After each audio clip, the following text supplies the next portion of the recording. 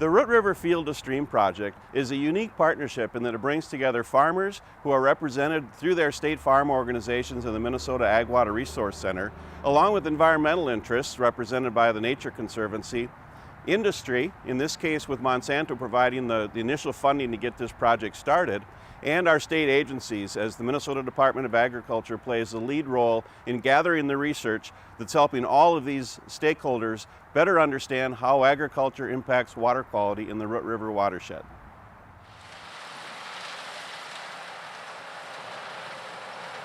If you over-apply manure and it runs into the river, it has a negative impact on your operation, plus it has a negative impact on the environment. So to me, it's a win-win to understand how it happens and why it's happening, so we can improve both. It's a diverse watershed starting in the glacial till, going through karst, joining up with the Mississippi River. There are segments of the Root River and some of its tributaries that are considered impaired for bacteria, sediment, and excess nutrients. You know, agriculture represents 60% of this watershed. So to really have an impact positively on this, we need to go to those individuals. You know, to date, we don't have a lot of that site-specific edge-of-field information. For this project, the Root River watershed, which is located in southeastern Minnesota, was divided into 3 smaller ecoregions with 1 edge-of-field and 1 in-stream monitoring station located in each area. These edge-of-field flumes automatically collect and measure all of the water that flows off of these fields during runoff events. These water samples are then tested for nitrogen, phosphorus, and sediment. The Root River Field to Stream partnership got started because there was a need to better understand how agricultural practices affect water quality. We currently are milking 650 cows, and so we own and finish about 10,000 finish hogs a year, approximately 2,400 acres of cropland. 550 currently of alfalfa, and the rest is continuous corn. As far as our tillage, we typically pretty minimal till, kind of relying on the crop residue of a continuous corn rotation to keep our soil here. So we are hoping that participating in the study that we could get some facts and learn some things ourselves and see if there's things that we can do to improve our own losses, and in the same time proving that we're, doing what we can to improve water quality for everybody. So to me, it's a win-win to understand how it happens and why it's happening. I'm in it because I want to see how good a job I'm doing.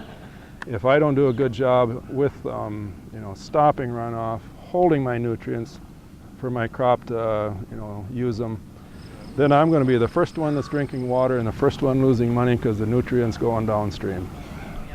You know, it's a really unique partnership between, state agencies, agricultural groups, individual producers, conservation organizations that all have an interest in good science.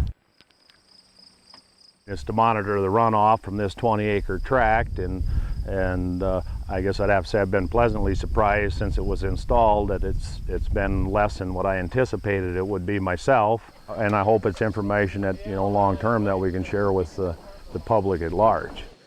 And due to the comprehensive nature of what we're collecting on a given site, I mean everything from what our MDA partners are doing with basal cornstalk nitrate sampling, with the lysimeter data, with the edge of field monitoring. We know what's running off. We know what the cropping rotations are.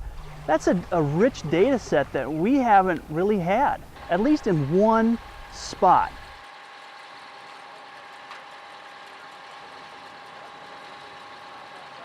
We have to get more efficient.